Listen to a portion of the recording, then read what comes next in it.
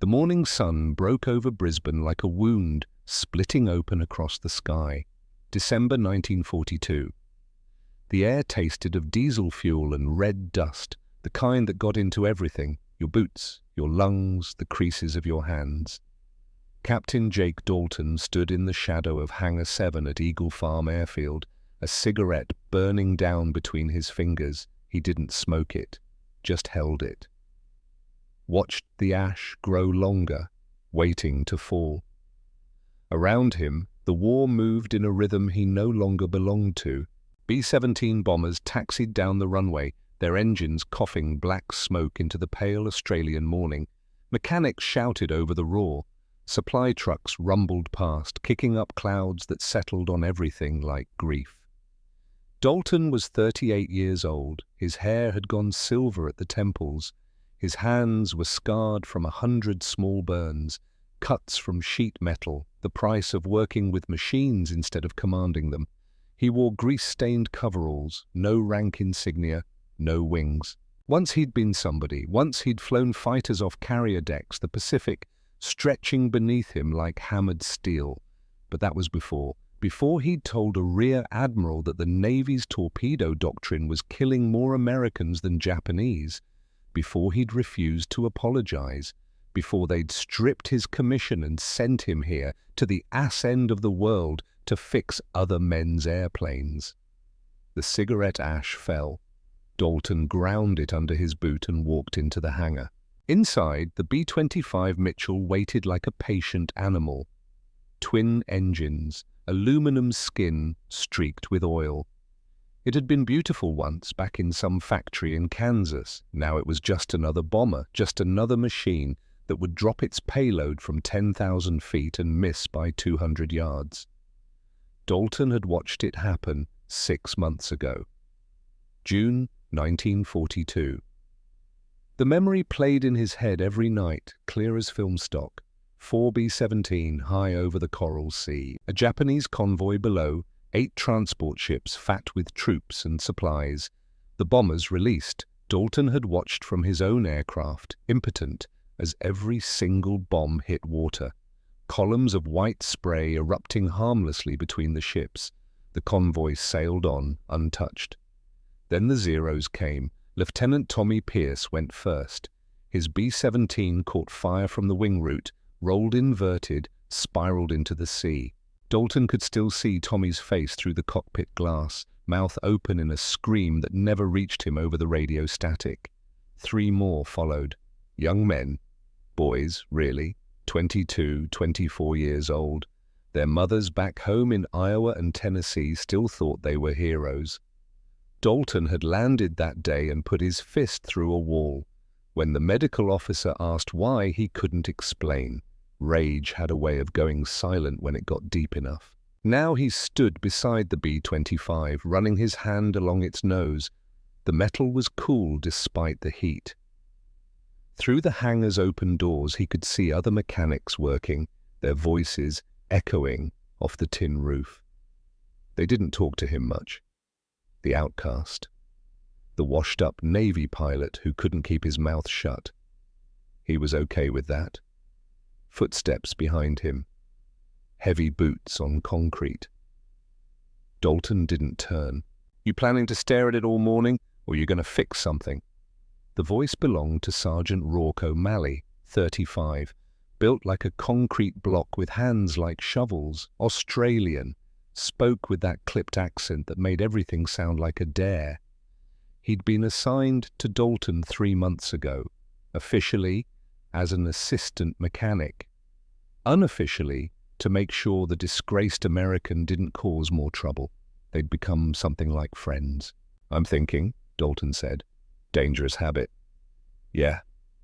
O'Malley moved up beside him, pulled a rag from his pocket, wiped his hands. They were already clean. Just a nervous habit. The boys brought in another one last night, B-17. Took flak over Rabaul. Entire bomb bay shredded. Bombardiers still washing blood off the Norden site. Dalton said nothing. Missed the target, of course. Always do. Can't hit ships from altitude. You know it, I know it. Every bloody pilot in the Pacific knows it. Not my problem, isn't it? Dalton finally looked at him. O'Malley's face was weathered, creased from sun and age, but his eyes were sharp. He'd lost a son at Singapore when the Japanese overran the island. 14 years old, killed in the street trying to protect his mother. O'Malley didn't talk about it, didn't have to. Men who'd lost pieces of themselves recognized each other. You want to say something, Rourke, say it. O'Malley studied him for a long moment, then he shook his head. General wants to see you. Which general?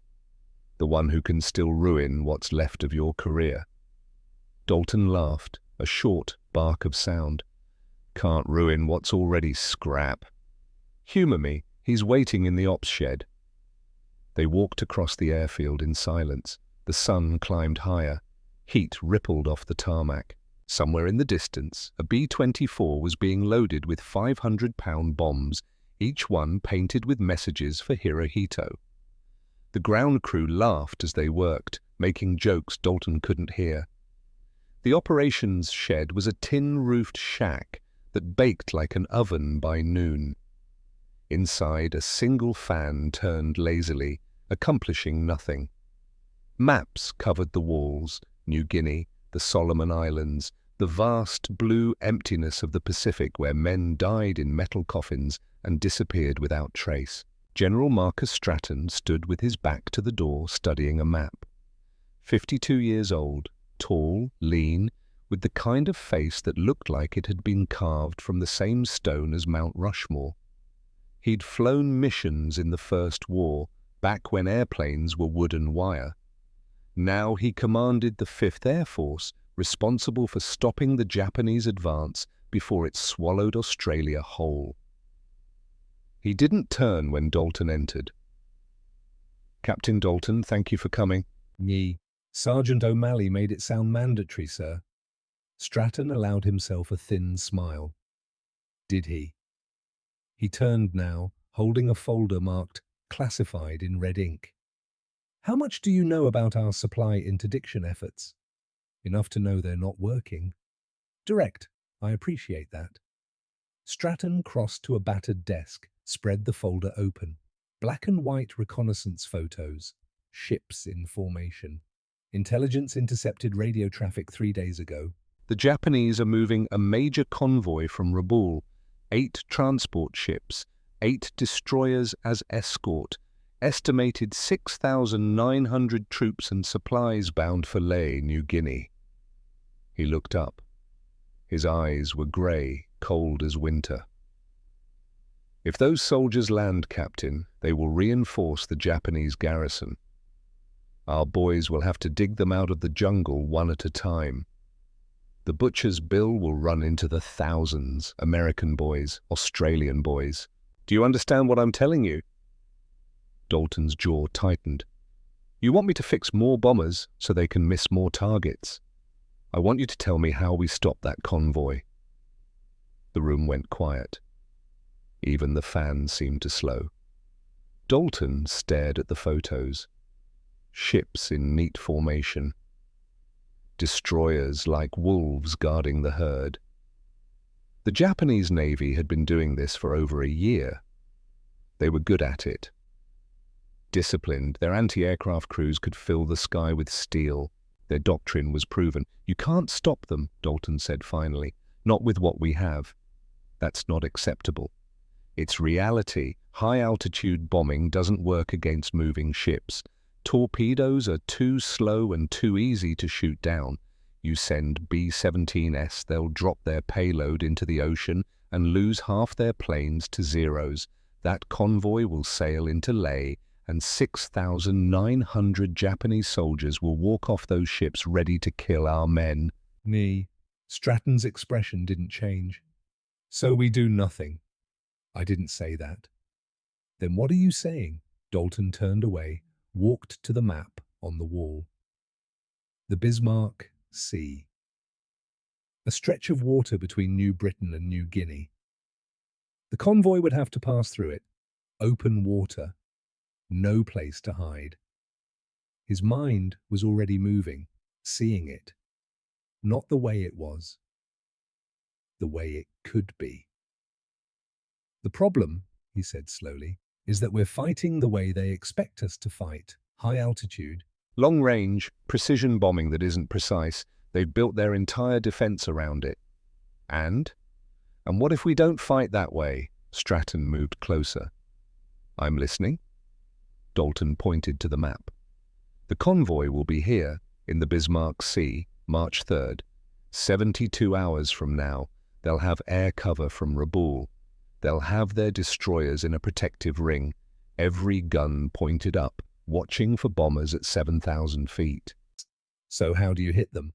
Dalton met his eyes.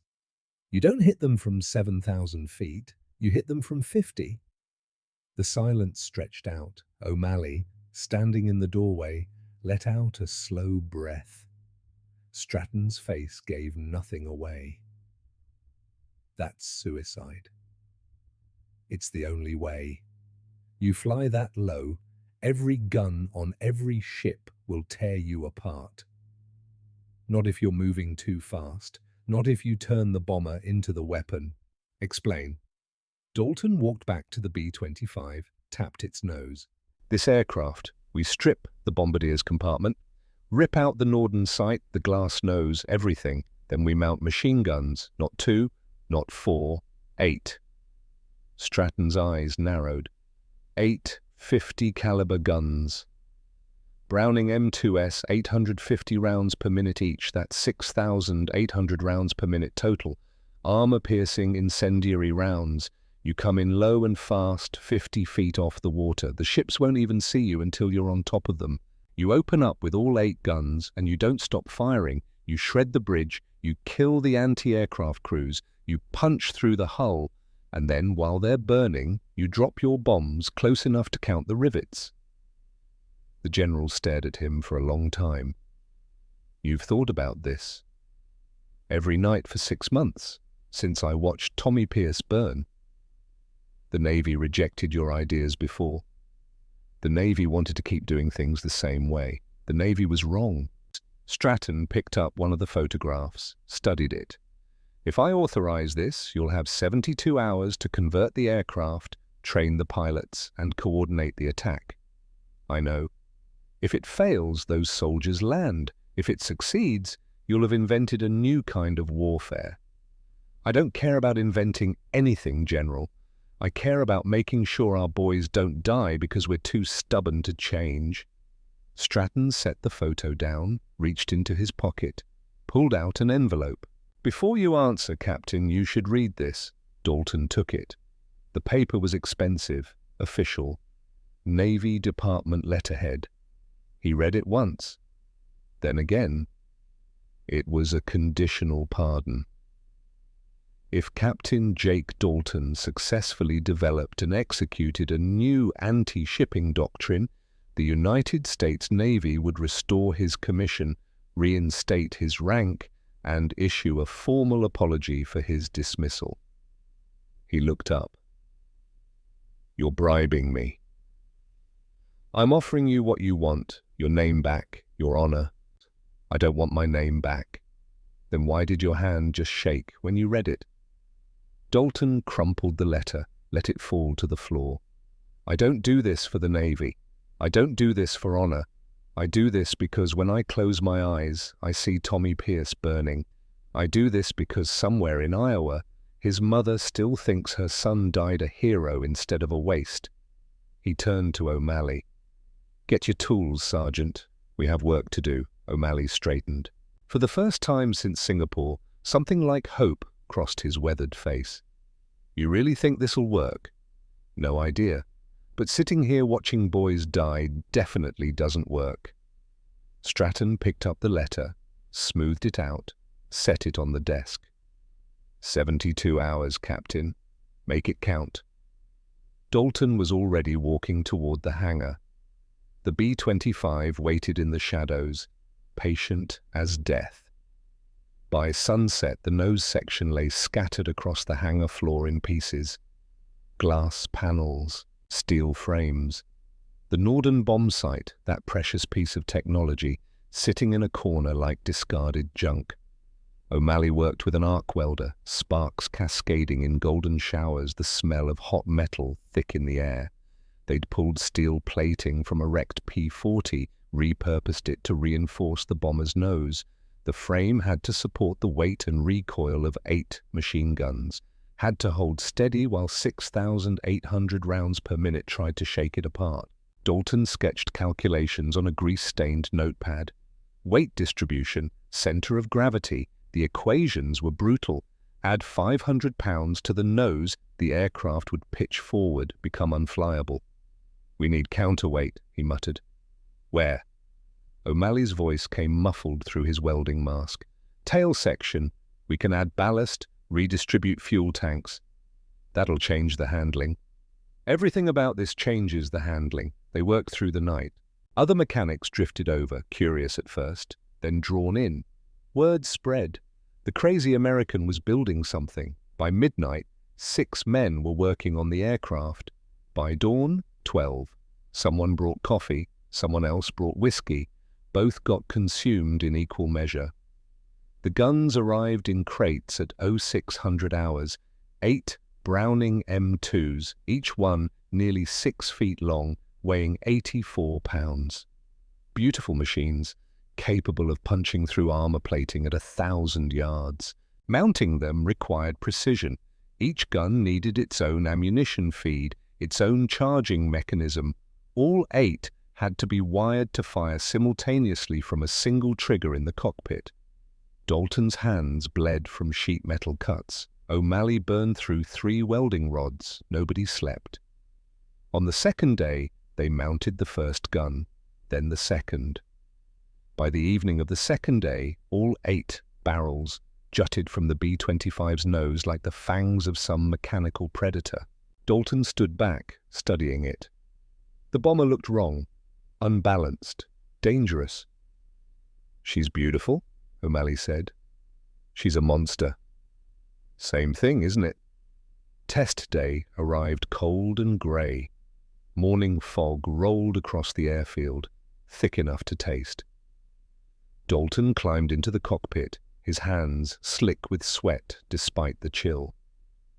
The controls felt foreign. He'd flown fighters, sleek and responsive. This was a truck with 8 machine guns strapped to its face. O'Malley stood on the tarmac, arms crossed, watching. Dalton fired the engines. The props caught, coughed, roared. The whole aircraft shuddered. He could feel the weight of the guns pulling the nose down, fighting him. He released the brakes.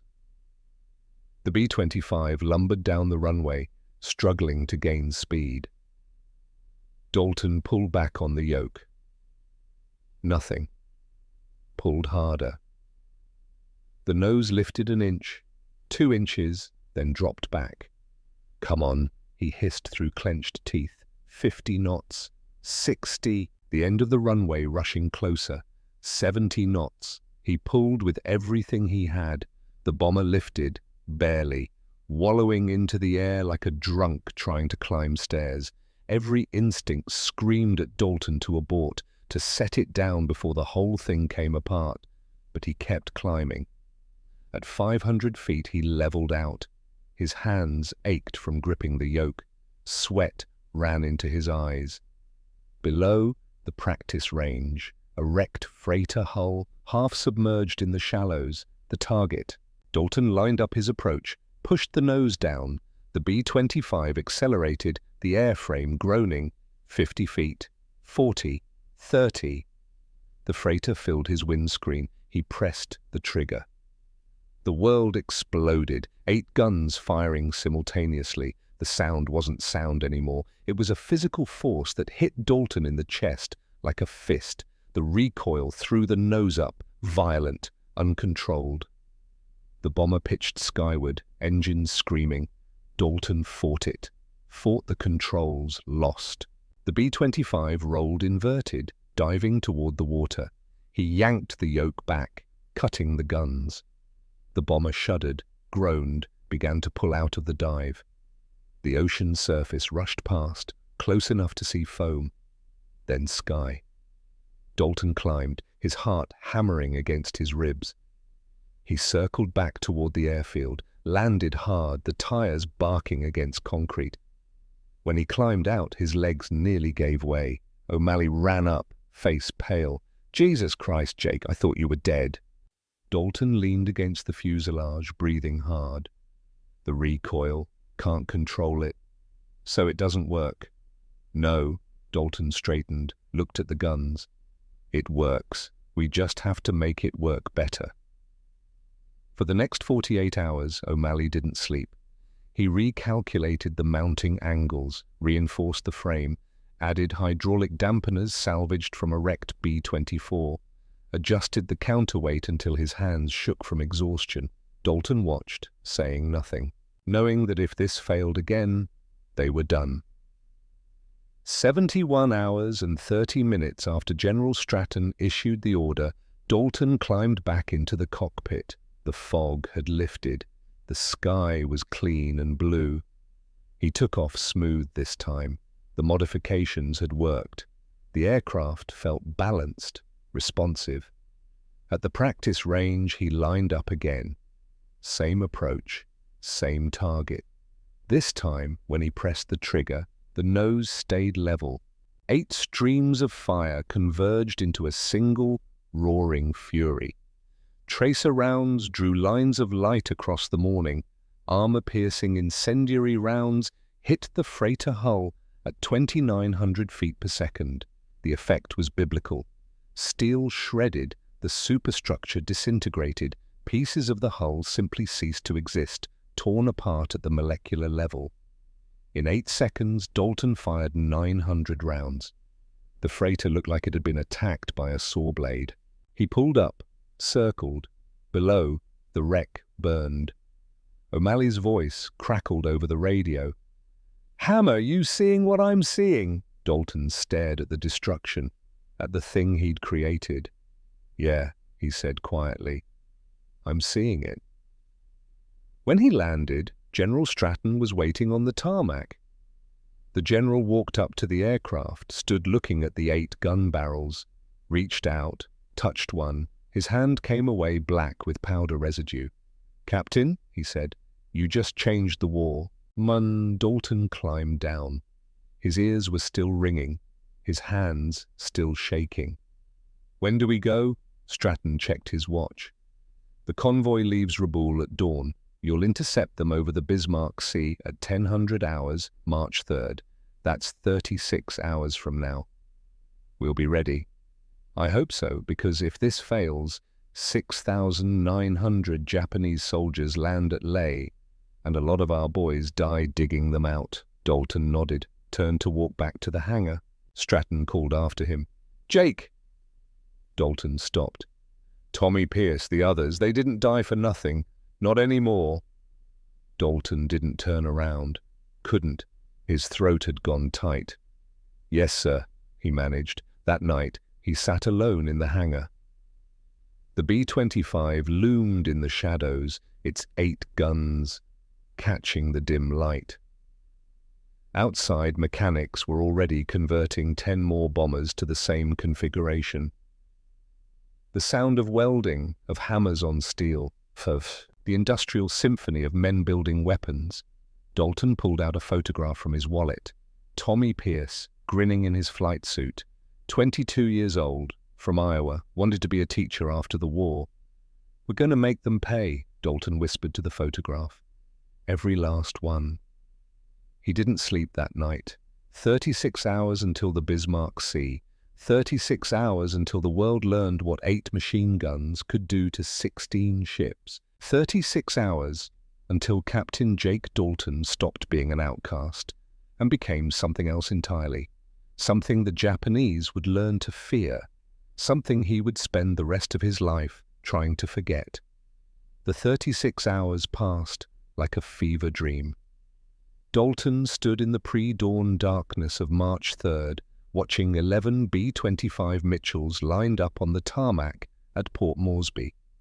Each one now bristled with 8 machine guns jutting from its nose. In the pale light before sunrise, they looked like prehistoric creatures, all teeth and malice, 11 pilots, most of them younger than 25. They stood in a loose semicircle around Dalton, their faces pale in the glow of the operations tent. He'd trained them for 30 hours straight. How to fly at wave-top height where one mistake meant death. How to hold the trigger down while the entire airframe tried to shake itself apart. How to aim by pointing the whole aircraft at a target and trusting your instincts over your instruments. None of them had asked why the Navy had rejected him. They just wanted to learn how to kill ships. "You go in at 50 feet, Dalton told them, his voice rough from cigarettes and no sleep. "Any higher, their anti-aircraft guns track you. Any lower, you hit the water. When you see the ship, you don't pull up, you don't flinch, you fly straight at the bridge and you fire everything. 8 seconds, that's all you get. Make them count." A young lieutenant raised his hand, fresh from flight school, still had that shine in his eyes that combat hadn't dulled yet. "Sir, what if we miss?" Dalton looked at him for a long time. "Then you die. And 6,900 Japanese soldiers land at Leh. And our boys spend the next year bleeding them out of the jungle one at a time." The shine in the kid's eyes went out. "Mount up," Dalton said. As the pilots dispersed toward their aircraft, a voice called from behind. "Captain Dalton! A moment!" Dalton turned. A man emerged from the shadows of the operations tent, mid-30s, wearing a flight suit but moving with the careful precision of someone who thought before he acted. Wire-rimmed glasses caught the pre-dawn light. "Major Elliot Sinclair," the man said, extending his hand. "I believe we're flying together this morning." Dalton shook the offered hand. "You're the skip bomber." "Guilty as charged." Dalton had heard about Sinclair, used to be a physics professor at MIT before the war, joined up at 34 because he wanted to see his theories become reality. The theory in question was simple and insane in equal measure. Fly a bomber at 250 feet, release a bomb at exactly 600 yards from the target, and let physics do the rest. The bomb would skip across the water like a flat stone, hit the ship's hull at the waterline, and detonate inside. In practice, it required flying straight and level into a wall of anti-aircraft fire while your bombardier counted down seconds and prayed his mathematics were correct. 47 test runs against a wrecked freighter, 46 failures. On the 47th attempt, the bomb skipped twice and punched through the hull exactly as Sinclair's equations predicted. "Your strafers go in first," Sinclair said, adjusting his glasses. "Suppress the anti-aircraft positions. My boys follow 30 seconds later with the skip bombs. In theory, the Japanese won't know what hit them." "In theory." "I'm a scientist, Captain. I deal in probabilities, not certainties." "What's the probability we all make it back?" Sinclair smiled, but it didn't reach his eyes. "Would you believe me if I told you?" "No." "Then let's just say the mathematics are, challenging." They stood in silence, watching the eastern horizon begin to lighten. Somewhere out there, across 200 miles of ocean, a Japanese convoy was sailing toward them. 16 ships, thousands of men who had no idea their lives would end before noon. "Major," Dalton said quietly, "do you ever think about the ones we're going to kill?" Sinclair removed his glasses, cleaned them with a handkerchief, put them back on. "Every single day, Captain. But then I think about the ones we're going to save, and I get in the airplane." At 0600 hours, the bombers lifted into the dark. Dalton led the formation, 11 strafers followed by 13 skip bombers, flanked by 16 Beaufighter escorts from the Royal Australian Air Force. 40 aircraft total, flying so low their propellers churned mist off the waves. They flew in radio silence. The only sound was the steady drone of engines and the occasional crackle of static. The sun rose behind them, painting the ocean golden red. Dalton checked his watch. 3 hours to target. 200 miles north, the Bismarck Sea lay calm under a sky streaked with morning clouds. Rear Admiral Kentaro Tanaka stood on the bridge of the destroyer Shirakumo, his hands clasped behind his back. He was 46 years old, grey at the temples, face weathered from years at sea. He wore his uniform with the kind of precision that spoke of a man who believed in order, in discipline, in doing things the correct way. Behind him, 8 destroyers maintained perfect formation around 8 transport ships. The convoy moved at 12 knots, steady and sure, every vessel in exact spacing, every captain knowing his position to the meter. Tanaka had escorted 12 convoys across these waters. 12 convoys delivered safely to their destinations. The Americans had tried to stop him before. High-altitude bombers that missed by hundreds of yards, torpedo planes that came in slow and straight, easy targets for concentrated fire. His gunnery officer, Lieutenant Nakamura, approached, young, efficient, believed in the superiority of Japanese naval doctrine with the fervor of a religious convert. "Sir, reconnaissance reports American aircraft activity south of our position." "High altitude?" "Yes, sir. B-17s, same as always." Tanaka nodded. "Maintain air watch, standard anti-aircraft procedures." Below decks, in the transport ship Kikusai Maru, Private Hiroshi Yamada sat on his bunk, writing a letter to his mother. He was 19 years old. From a small village outside Osaka, this was his first deployment. The letter said he was brave, that he would fight with honor, that she should be proud. He didn't mention the fear that sat in his stomach like a stone. Didn't mention that he'd cried in the bathroom 2 nights ago, thinking about never seeing home again.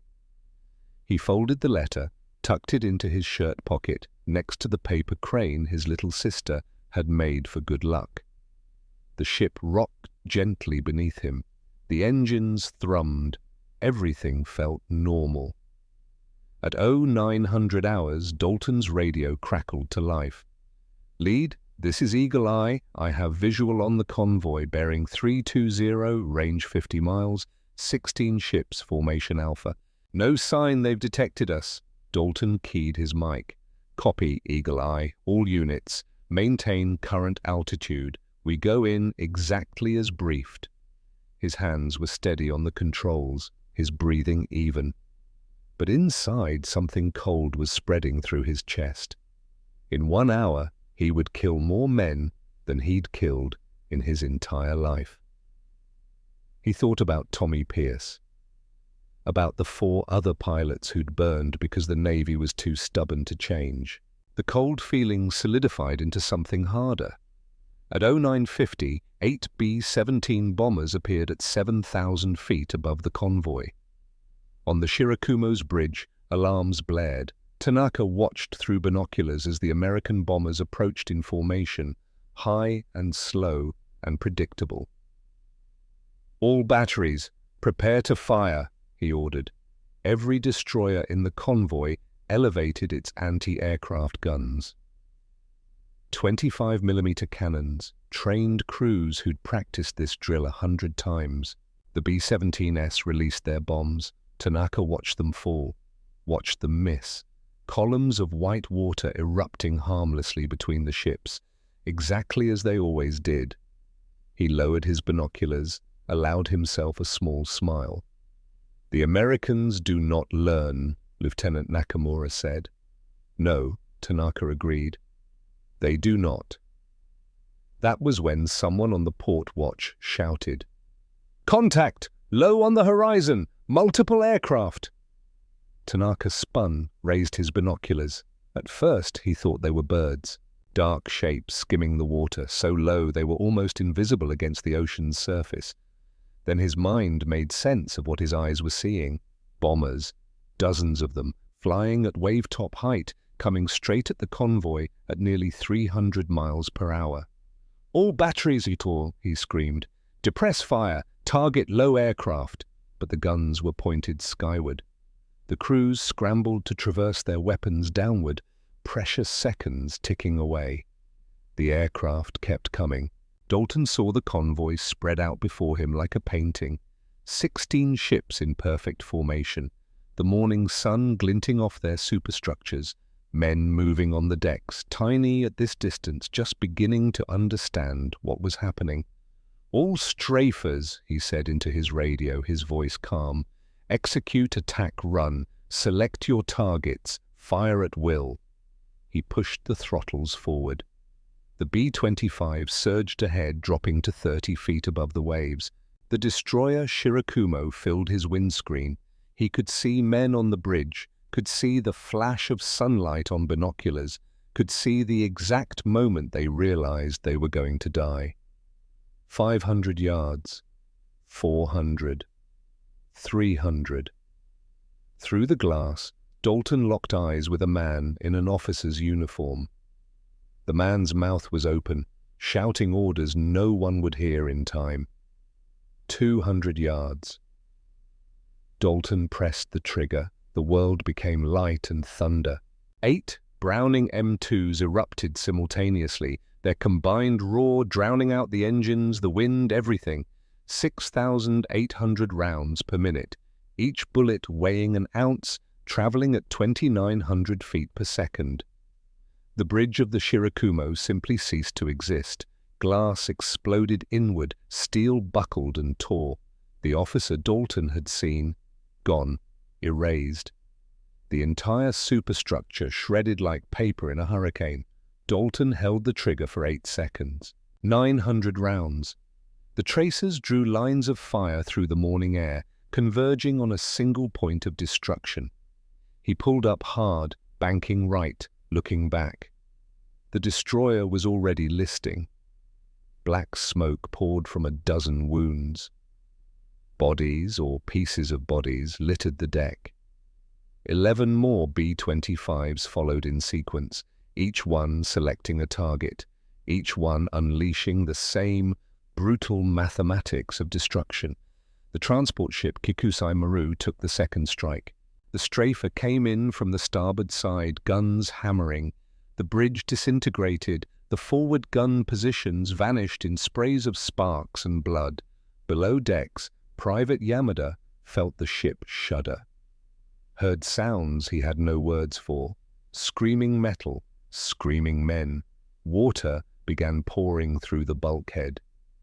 "Abandon ship!" someone yelled. Yamada grabbed his rifle, tried to run for the ladder. The ship lurched. He fell, sliding across the deck as the floor tilted at an impossible angle. Water rushing in, cold and black. His fingers clawed at the metal, found a handhold. He pulled himself toward the ladder, lungs burning. Other men pushed past him, trampling, desperate. The ship groaned, a sound like the earth breaking apart. Yamada reached the ladder, climbed. The water rose behind him, pursuing. He burst onto the deck into chaos. Fire everywhere, men jumping overboard. The ocean itself burning where oil had spread across the surface. He ran for the rail, clutching the letter in his pocket. Thought of his mother, of the paper crane. Then the deck buckled beneath him, and he was falling. The water hit like concrete. Cold shocked the air from his lungs. He kicked toward the surface, broke through, gasped. Around him the sea was a nightmare. Burning oil, floating debris. Men screaming in the water, their uniforms on fire. Something struck his arm, pain exploded. He looked down, saw bone where muscle should be. His left arm, shredded from elbow to wrist. Blood bloomed in the water around him. He tried to swim with one arm, kicked. The current pulled him under. He surfaced again, choking. His vision blurred. The sky spun. A piece of debris floated past. He grabbed it with his good arm, held on. The last thing he saw before unconsciousness took him was the paper crane floating on the surface of the water, soaked, beginning to unfold. Above, Dalton circled at 2,000 feet, watching the strafers tear through the convoy like a saw blade, each pass taking seconds, each pass leaving burning metal in its wake. Then Major Sinclair's voice on the radio, precise and calm. "Skip bombers beginning attack run. 30 seconds. 13 B-25s, loaded with 500-pound bombs instead of guns. They came in at 250 feet, steady and level, flying into a wall of fire. The Japanese anti-aircraft guns had finally adjusted. Tracers streaked across the sky. One skip bomber took a hit in the wing, fuel spraying, but kept flying. Sinclair's bombardier counted down. 600 yards, 550, 500, release.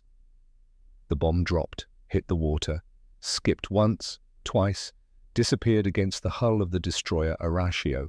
For 5 seconds, nothing. Then the Arashio lifted out of the water, actually lifted. The explosion came from inside, blowing the ship apart from within. The hull split in half. Men fell like rain. 12 more skip bombers followed, 12 more bombs skipping across the Bismarck Sea like stones thrown by the hand of an angry god. The transport Najima Maru took 2 hits, one forward, one aft. The ship broke in the middle, both halves beginning to sink before the crew even understood what had happened. Dalton switched his radio to the emergency frequency, the one the Japanese used. He spoke fluent Japanese, learned it in the Navy, back when he thought understanding your enemy made you a better officer. Now he listened to them die. "Tasukete, tasukete kure, help me, please help me," a young voice breaking with terror. "Okasan, mother," another voice, younger still, maybe 17, maybe 16. "Mitsu ga haite kuru," the water is coming in. Dalton's hand tightened on the control yoke. His jaw clenched so hard his teeth ached. This was what he'd wanted, what he'd built. 8 machine guns and physics and American industrial might turned into a weapon that could erase ships in seconds. And now he had to listen to the cost. The battle lasted 15 minutes. At 10:15, the last bomber pulled away. The Bismarck Sea was black with oil. 12 ships sinking or already gone. 4 more burning, dead in the water. Bodies floated everywhere, thousands of them, some still moving, most not. The water itself was on fire in places, oil slicks ignited by burning debris. Men swam through the flames, screaming in languages that pain made universal. Dalton's fuel gauge read half empty, time to head home. He turned south, climbing to 5,000 feet. Behind him, the Australian bowfighters made one more pass, strafing lifeboats and survivors in the water. Orders were orders. No reinforcements could reach Lae, not even survivors. Dalton didn't watch, couldn't. The flight back to Port Moresby took 3 hours. Nobody spoke on the radio, just the drone of engines and the occasional click of someone keying their mic, then thinking better of it. When Dalton landed, General Stratton was waiting on the tarmac with a photographer and a reporter from Stars and Stripes. Dalton shut down the engines, sat in the cockpit for a long moment, staring at the 8 gun barrels in front of him. They were still hot. Smoke residue coated the windscreen.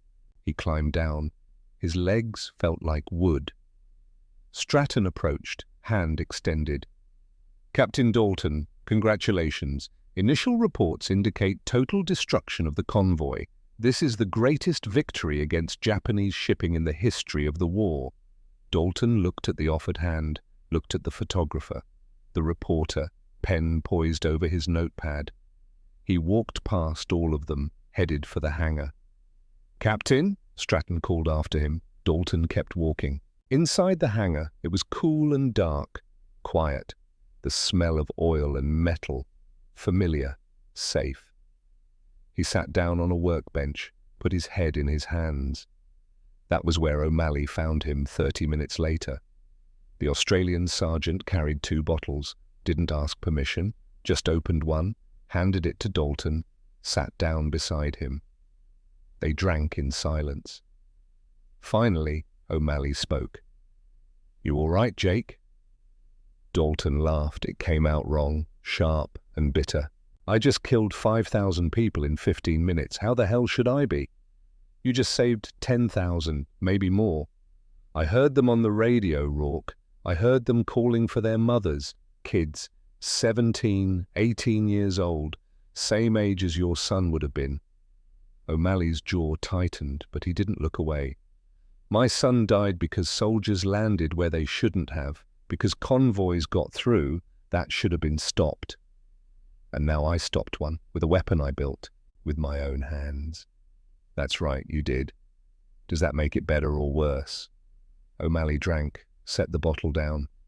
I don't know, mate, but I know those boys on the transport signed up to invade New Guinea, to kill Americans and Australians, and I know if you hadn't built this, they'd have landed, and a lot more mothers would be getting telegrams. Dalton stared at the concrete floor, at the oil stains that looked like ink blots, like blood. I can still hear them, he said quietly. I know. Every night, for the rest of my life, I'll hear them. Probably. Then what's the point? O'Malley stood, put a hand on Dalton's shoulder. The point, Jake, is that war doesn't give us good choices. It gives us terrible choices and slightly less terrible choices. And men like you have to make them so men like me can sleep at night. He walked toward the door, stopped, turned back. For what it's worth, you did the right thing. Dalton didn't answer. Outside, the photographer was still waiting, the reporter too. General Stratton stood with them, explaining the tactics, the innovation, the crushing victory. None of them had heard the voices on the radio. None of them had seen the faces. Dalton pulled the crumpled Navy letter from his pocket. The conditional pardon. The promise of restored honor. He struck a match. Watched the paper catch fire. Watched it burn down to ash in his hand. Honor. He dropped the ashes on the floor, took another drink. Somewhere out there, in the Bismarck Sea, 5,700 men floated in oil and fire and salt water, their war over. His had just begun. 3 days after the Bismarck Sea, the Distinguished Service Cross arrived in a velvet box. General Stratton presented it in front of the entire squadron. Photographers flashed. A Navy captain Dalton had never met shook his hand, smiled for the cameras, talked about honor and valor and the American fighting spirit. Dalton stood there in his dress uniform, the medal heavy against his chest, and felt nothing. That night, he found the second letter on his bunk. Navy Department letterhead again. More expensive paper. This one wasn't conditional. Captain Jake Dalton, your commission is hereby restored. All charges expunged from your record. You are invited to return to Naval Air Station Pensacola as Chief Instructor for Advanced Strike Tactics. O'Malley watched from the doorway as Dalton read it. Watched as Dalton's hands began to shake. Watched as he crumpled the paper, smoothed it out, read it again. They want me back, Dalton said. His voice was hollow. Now, after I proved them wrong. After 5,700 men died to make my point. What are you going to do? Dalton walked to the waste bin, dropped the letter inside, pulled out his lighter. The paper caught, burned, curled into ash. I'm going to do it again, he said. O'Malley's face went pale. Jake, 8 more convoys are moving south in the next 6 weeks. Intelligence confirmed it. If I don't stop them, they land. More Singapores, more dead boys, more mothers getting telegrams. You can't carry this alone. Watch me. Between March and August 1943, Captain Jake Dalton flew 14 more missions, each one a repeat of the Bismarck Sea. Strafers going in first, 8 guns tearing ships apart, skip bombers following, destruction compressed into minutes. He kept a notebook, documented every convoy, every ship, every estimated casualty count. Convoy 2, 4 transports, 3 destroyers, estimated 2,100 casualties. Convoy 3, 6 transports, 4 destroyers, estimated 3,400 casualties. The numbers grew, the notebook filled. By mission 8, Dalton had stopped eating regularly. By mission 10, He'd stopped sleeping more than 2 hours a night. By mission 12, his hands shook constantly, even when he wasn't flying. The other pilots noticed. Started calling him Ghost behind his back. Said he moved through the base like a man already dead. O'Malley tried talking to him. Dalton brushed him off. Major Sinclair tried. Dalton walked away. General Stratton ordered him to take leave. Dalton ignored the order, flew the next mission anyway. Mission 14 was a night raid, unusual. The Japanese had started running convoys after dark, hoping to avoid the strafers. But Dalton had convinced Stratton to equip 3 B-25s with searchlights, mounted under the wings, crude, effective. The convoy never had a chance. The searchlights pinned them against the darkness. The guns did the rest. When Dalton landed at 0300, O'Malley was waiting in the hangar. Not with whiskey this time, just standing there, arms crossed. "We need to talk." "Not now, Rourke." "Yes, now." Dalton tried to walk past. O'Malley grabbed his arm. For a moment, Dalton considered swinging. His fist actually clenched. Then he saw O'Malley's face, saw the fear there. Not of Dalton. For him. The fight went out. "I'm fine," Dalton said. "You're not eating, you're not sleeping. You walk around this base like a ghost. You're killing yourself, Jake. I'm doing my job. Your job was to stop one convoy. You've stopped 8. How many more until it's enough?" "It's never enough." O'Malley let go of his arm, stepped back. "You want to know what I see when I look at you? I see a man punishing himself. Not for what he did, for the fact that it worked." Dalton's jaw tightened. "You don't know what you're talking about." "Don't I? You think you're the only man who's killed and had to live with it. I was at Singapore, Jake. I watched my son die in the street. I watched the Japanese bayonet civilians. I watched things that made me stop believing in God. And you know what I learned?" "What?" That if you let it eat you alive, they win twice. Once when they kill who you love, again when the memory kills you. Dalton turned away, stared at the B-25 sitting in the hangar, its 8 guns gleaming in the dim light. "I hear them every night," he said quietly. "On the radio, the emergency frequency. I shouldn't listen, but I do. I hear them calling for help, in Japanese. And I understand every word, Rourke, every single word," his voice cracked. "They call for their mothers. They say they're scared. They say they don't want to die. And I'm the reason they're saying it." O'Malley was quiet for a long time. "What did they say?" he finally asked. "The boys at Singapore, when the Japanese were bayoneting them. Did they call for their mothers?" Dalton looked at him. "My son did," O'Malley said. "I heard him. From where I was hiding, he called for me, for his mum. And I couldn't help him. You know why?" "Why?" "Because if I'd tried, they'd have killed me too." And his death would have meant nothing. So I hid, like a coward. And I listened to my boy die." O'Malley's eyes were wet. "So don't tell me about the weight of listening, Jake. Don't tell me about the voices you hear, because I hear them too, every goddamn night. The difference is, I'm using that weight to make sure other boys don't have to call for their mothers while the enemy cuts them down, and that's what you should be doing, not drowning in it." Dalton stood there, hands shaking, throat tight. "I don't know how to carry it," he whispered. "Then let me help you." Across 3,000 miles of ocean, in a small room in Tokyo, Admiral Kentaro Tanaka sat writing his final report. His left leg was gone, amputated below the knee after infection set in from the Bismarck Sea. He wrote with his right hand, the left one still bandaged from burns. The report was addressed to Admiral Yamamoto. It had taken him 4 months to write. 4 months to find words for what had happened in 15 minutes. We did not lose due to lack of courage or training. We lost because the enemy adapted faster than we could think. They changed the rules of engagement while we were still following the old ones. This is the new reality of modern warfare. Innovation defeats doctrine. Speed defeats tradition. And we were too proud to see it coming. He sealed the report, handed it to his aide, watched the young officer leave.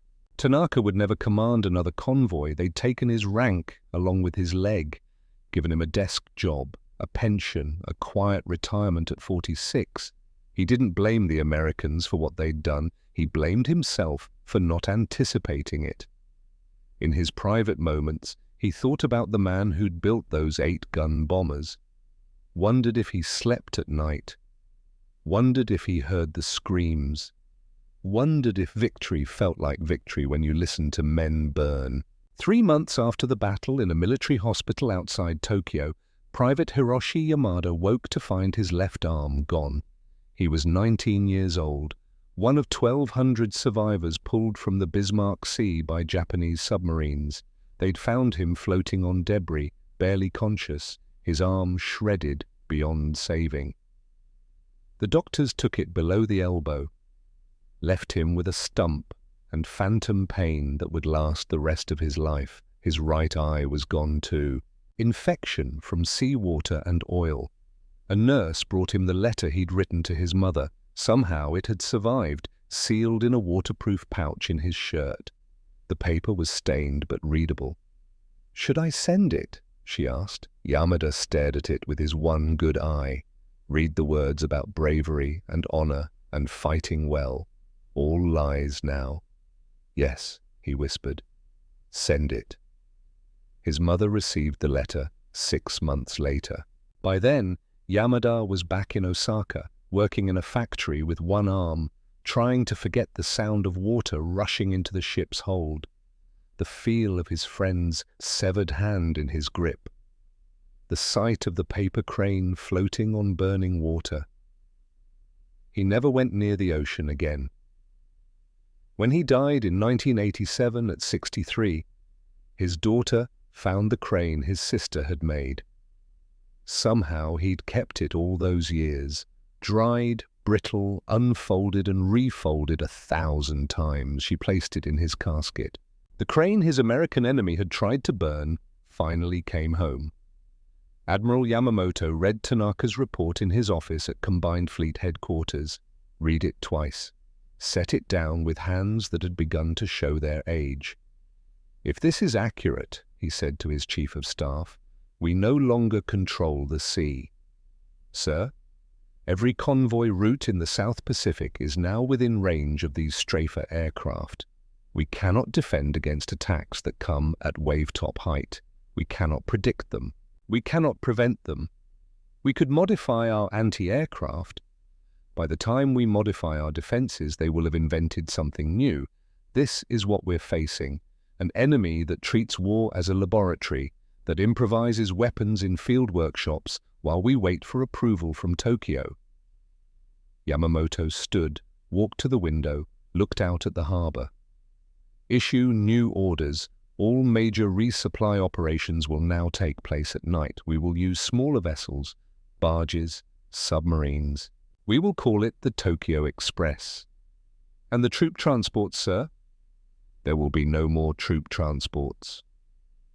The implications hung in the air like smoke. Without large-scale resupply, the Japanese garrisons in New Guinea and the Solomons would slowly starve. The empire's expansion had stopped. Not because of a great battle, because one man in a hangar in Brisbane had welded 8 machine guns to a bomber's nose. Yamamoto returned to his desk, picked up his pen. "We have been defeated not by their weapons, but by their minds." He didn't finish the sentence. Couldn't. The weight of it was too much. September 1943. General Stratton found Dalton in the hangar at midnight. The captain was standing beside his B-25, running a cloth over the gun barrels, cleaning them even though they were already spotless. "Jake!" Dalton didn't turn. "Sir, I'm ordering you stateside, effective immediately." Now Dalton looked up. "No, Mum, that wasn't a request, Captain. North American Aviation has begun full production of the strafer configuration. They're calling it the B-25G. 8 forward-firing 50 calibers, just like you designed. But they need someone to train the pilots, someone who knows the tactics, someone who's actually done it. Send Sinclair. I'm sending you. I'm a pilot, not an instructor.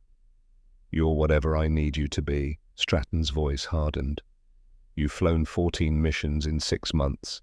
You've destroyed 6 convoys. You've changed the entire course of the Pacific War, and you're killing yourself doing it. I'm fine. You're 30 pounds underweight. You haven't slept more than 2 hours a night in 4 months.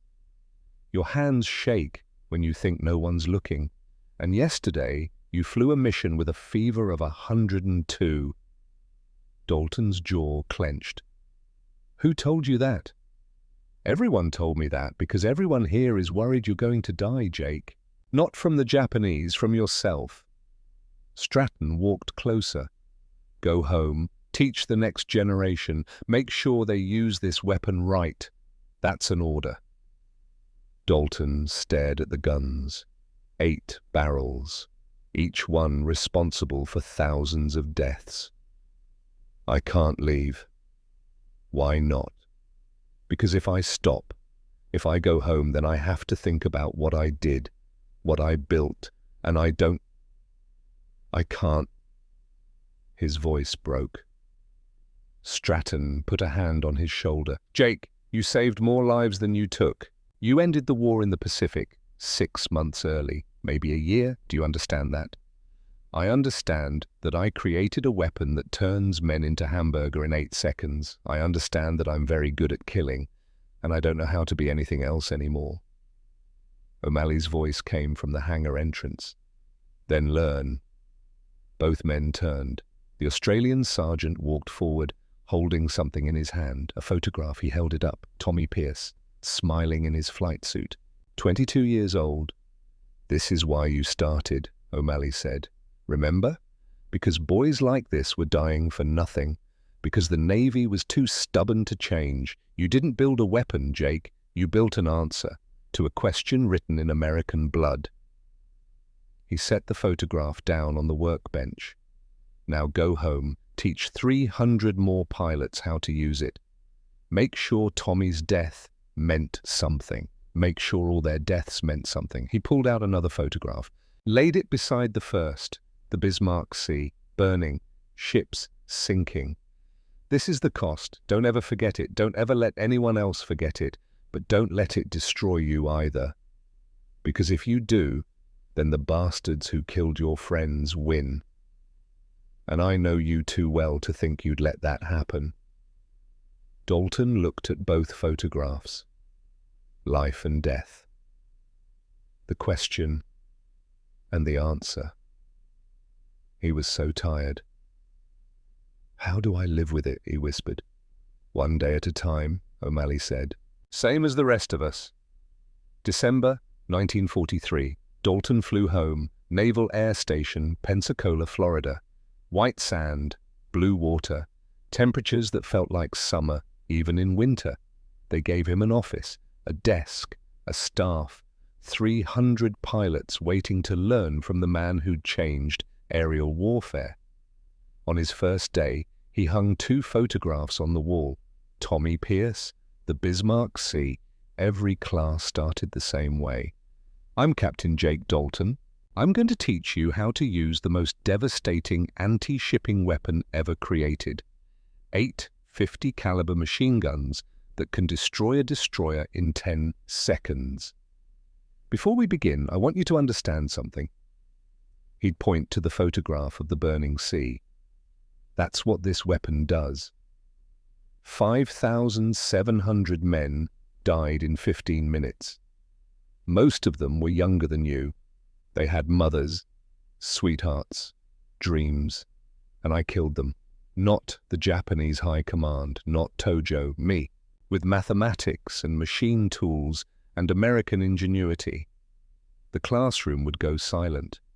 This weapon exists to end the war faster, to save American lives, to make sure our boys can come home. But it's not clean, it's not glorious, it's industrial slaughter. And you need to understand that before you ever press the trigger. He'd point to Tommy Pierce. "This is why we fight, to make sure boys like this don't die because we're too slow to adapt, too proud to change." Then back to the burning sea. "This is the price. Don't ever forget it." Over 2 years, Dalton trained 400 pilots, watched them graduate, watched them ship out to the Pacific, watched some of them come back, watched some of them not. He still didn't sleep well, still heard voices on frequencies no one else could tune to. But O'Malley had been right. The weight didn't destroy him. It shaped him, made him better at what he did. In August 1945, Dalton stood on the deck of the USS Missouri in Tokyo Bay, watching the Japanese sign the surrender documents. General Stratton stood beside him. "We did it," the general said. Dalton watched the Japanese officers bow. Thought about Tanaka, if he was still alive. Thought about all the voices he'd heard screaming in Japanese across radio frequencies. "At what cost?" he said. Stratton looked at him. "You heard about the atomic bombs?" "Yeah." "What do you think?" Dalton was quiet for a long time. "I thought 8 machine guns were the peak of brutality," he said finally. "I was wrong." "You were right about something else, though. Innovation defeats doctrine, speed defeats tradition. That's why we won." "Is it? Isn't it?" Dalton didn't answer, just watched the surrender, watched the end of the war he'd helped shorten, and wondered if there was a difference between ending something and winning it. 1957. Manila, Philippines. Captain Jake Dalton, 52 years old, was test piloting a civilian cargo aircraft when the engine failed over the jungle. He brought it down in a clearing, smooth as glass, no casualties, then got out to inspect the damage and suffered a massive heart attack. O'Malley came to the funeral, flew from Brisbane, stood in the Florida sun and cried like a child. They found a note on Dalton's desk in his Pensacola office, handwritten, dated 1945. "We built them fast because men were dying faster." That was all it said. O'Malley took the note, folded it, placed it in the casket along with a wrench, the first wrench they'd used on the B-25. "Rest easy, mate," he whispered. "You carried enough." The legacy Dalton left behind spread like ripples in water. In the early 1960s, the Air Force developed the AC-47 Spooky gunship. 3 miniguns firing from the side doors of a transport plane, 6,000 rounds per minute. The principle was the same: turn the aircraft into a weapon platform. Engineers who worked on it cited Dalton's work as inspiration. By 1972, the AC-130 Spectre took the concept further, a C-130 cargo plane armed with 40mm cannons and a 105mm howitzer, flying artillery, devastating and precise. In 1977, the A-10 Warthog entered service, built around the GAU-8 Avenger cannon, 30mm rounds, 3,900 per minute. The entire aircraft designed to support a single gun. The chief engineer told reporters, "We're just finishing what a mechanic in Brisbane started in 1943. He proved that airplanes don't just deliver weapons, they can be weapons."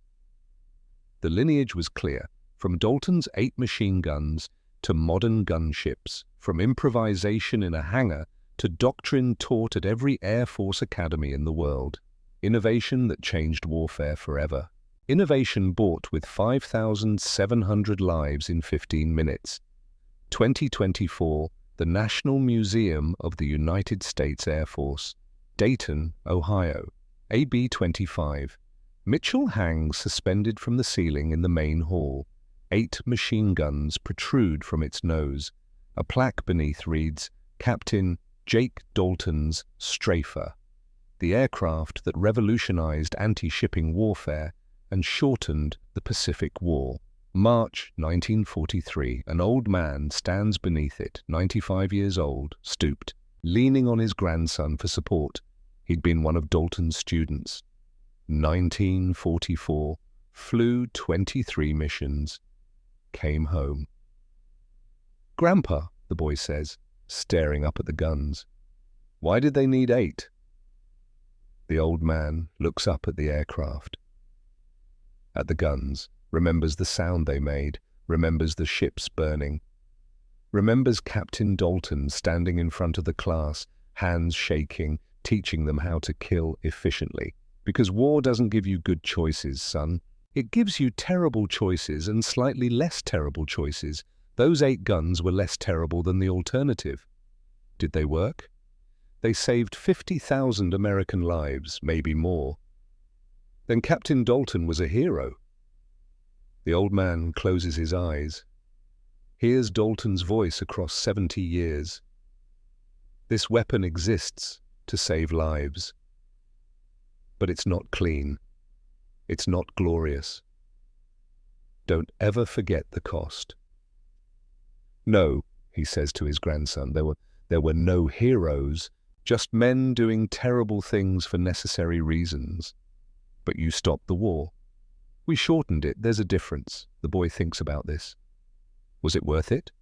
The old man looks up at the B-25, at the 8 guns, remembers the strafers screaming across the Bismarck Sea, remembers Captain Dalton standing in the classroom, hands shaking, teaching them how to kill efficiently, remembers coming home when so many didn't.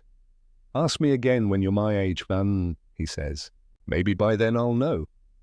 They walk toward the exit. The museum empties. The lights dim. The B-25 hangs in silence.